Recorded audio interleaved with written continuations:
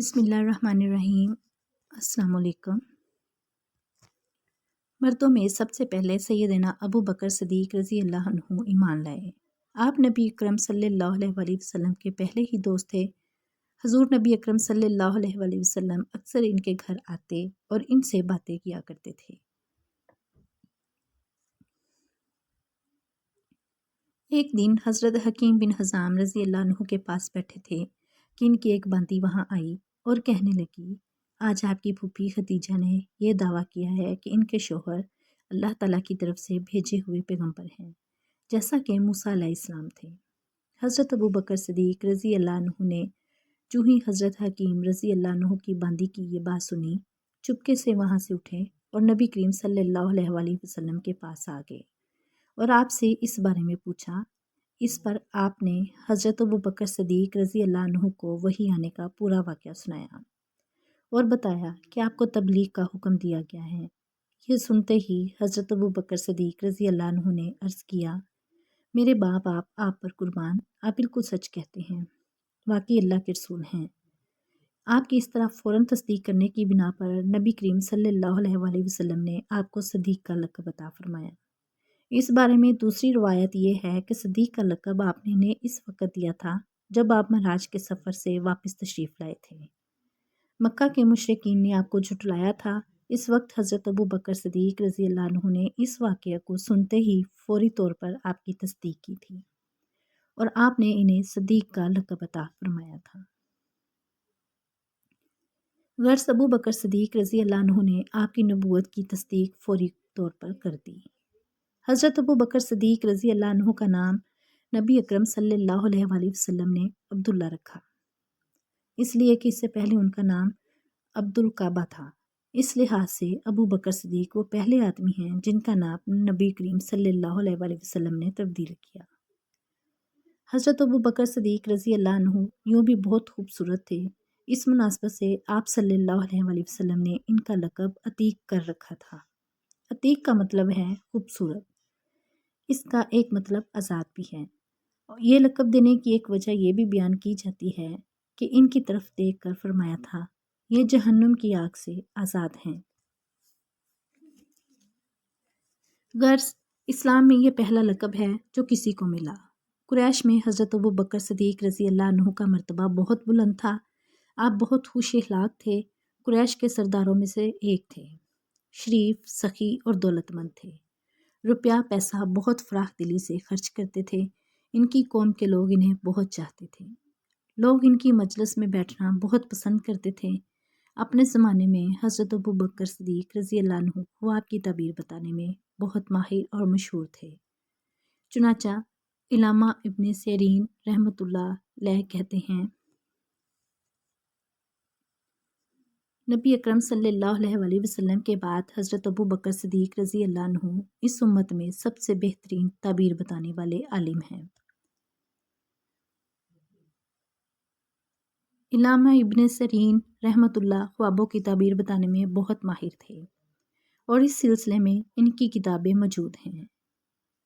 इस किताब में ख्वाबों की हैरत अंगेज़ ताबीर हैं, दर्ज ज़ाइल हैं। इनकी बताई हुई ताबीरें बिल्कुल दुरुस्त साबित होती रहीं।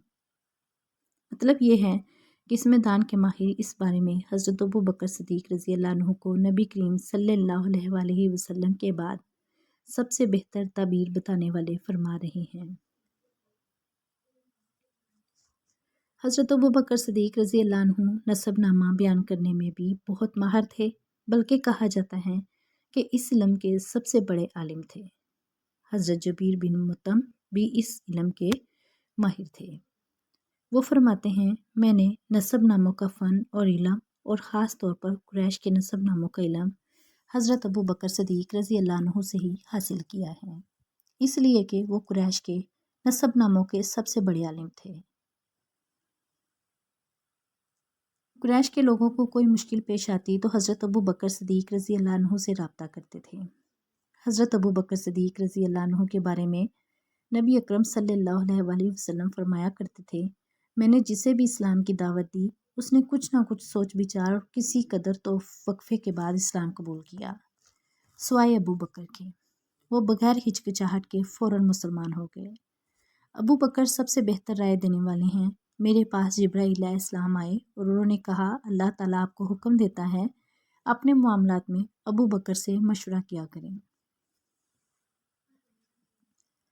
نبی کریم صلی اللہ علیہ وآلہ وسلم کے لیے حضرت ابو بکر صدیق رضی اللہ عنہ وزیر کے درجے میں تھے۔ آپ ہر معاملے میں ان سے مشورہ لیا کرتے تھے۔ ایک حدیث میں آتا ہے نبی اکرم صلی اللہ علیہ وآلہ وسلم فرماتے ہیں اللہ تعالیٰ نے میری مدد کے لیے 4 وزیر مقرر فرمائے ہیں۔ ان میں سے 2 آسمانوں والوں میں سے ہیں یعنی جبرائیل اور میکائیل علیہ السلام، اور 2 زمین والوں میں سے ہیں، ایک ابو بکر اور دوسرے عمر رضی اللہ عنہ۔ اسلام لانے سے پہلے حضرت ابو بکر صدیق رضی اللہ عنہ نے ایک خواب دیکھا تھا۔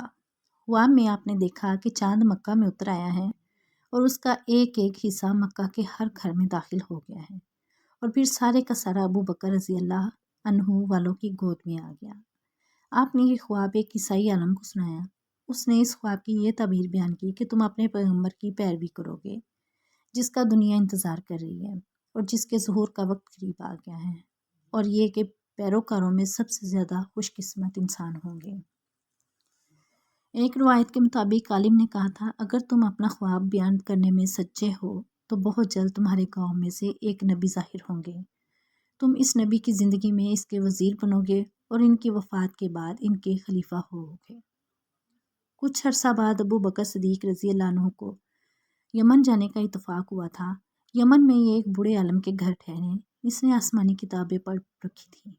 ابو بکر صدیق رضی اللہ عنہ کو دیکھ کر اس نے کہا میرا خیال ہے تم حرم کے رہنے والے ہو اور میرا خیال ہے تم قریشی اور تمیمی خاندان سے ہو۔